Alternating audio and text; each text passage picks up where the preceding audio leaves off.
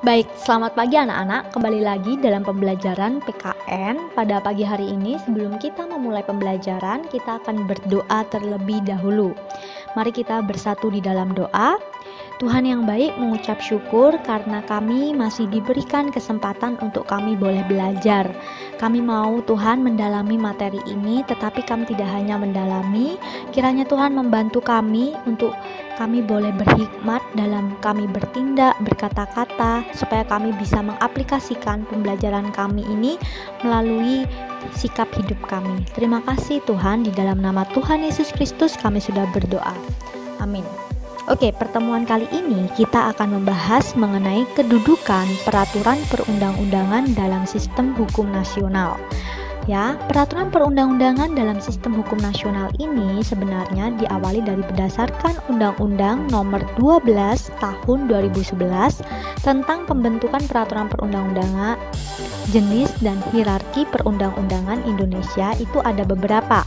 Yang pertama adalah Undang-Undang Dasar Negara Republik Indonesia.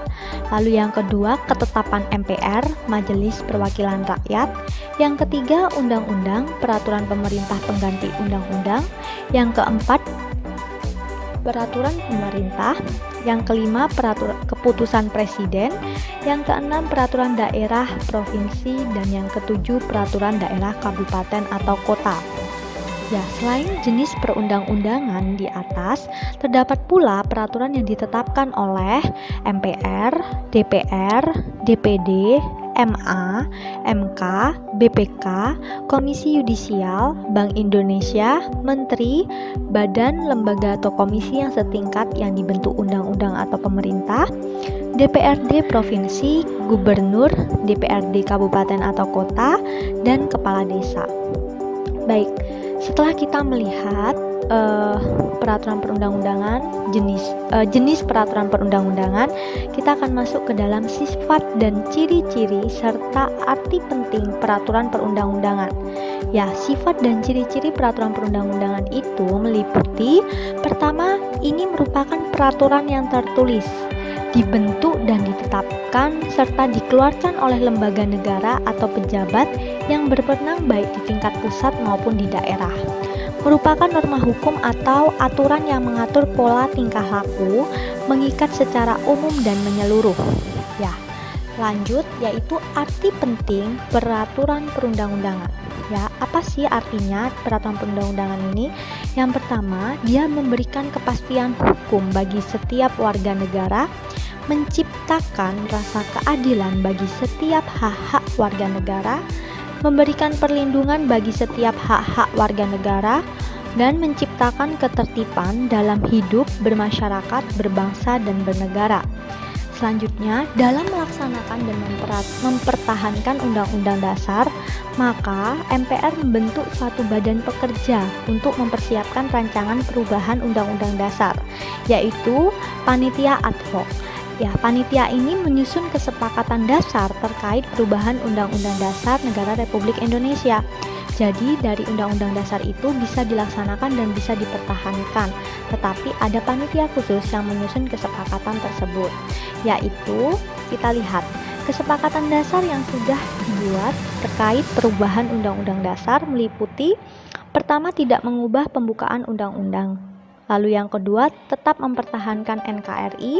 Yang ketiga, mempertegas sistem pemerintahan presidensial. Lalu yang keempat, penjelasan Undang-Undang Dasar, serta hal-hal normatif dimasukkan ke dalam batang tubuh. Dan yang selanjutnya, melakukan perubahan dengan cara adendum, atau perubahan yang tetap mempertahankan naskah aslinya. Oke, kita akan lanjutkan ke dalam cara yang dapat kita lakukan untuk melaksanakan dan mempertahankan Undang-Undang Dasar kita. Yang pertama, caranya di lingkungan sekolah kita bisa belajar dengan giat, mematuhi perintah guru, mengikuti prosedur dan peraturan sekolah. Cara Baik, saya akan jelaskan lagi. Melaksanakan dan mempertahankan undang-undang di lingkungan tempat tinggal itu meliputi apa? Pertama, menghormati orang tua. Kita bisa membantu orang tua di rumah. Kita menghormati pendapat dari setiap anggota keluarga. dan menjunjung persatuan di dalam keluarga. Lanjut, melaksanakan dan mempertahankan Undang-Undang Dasar di lingkungan masyarakat luas. Misalnya seperti kerja bakti, gotong royong, membersihkan daerah perumahan atau desa.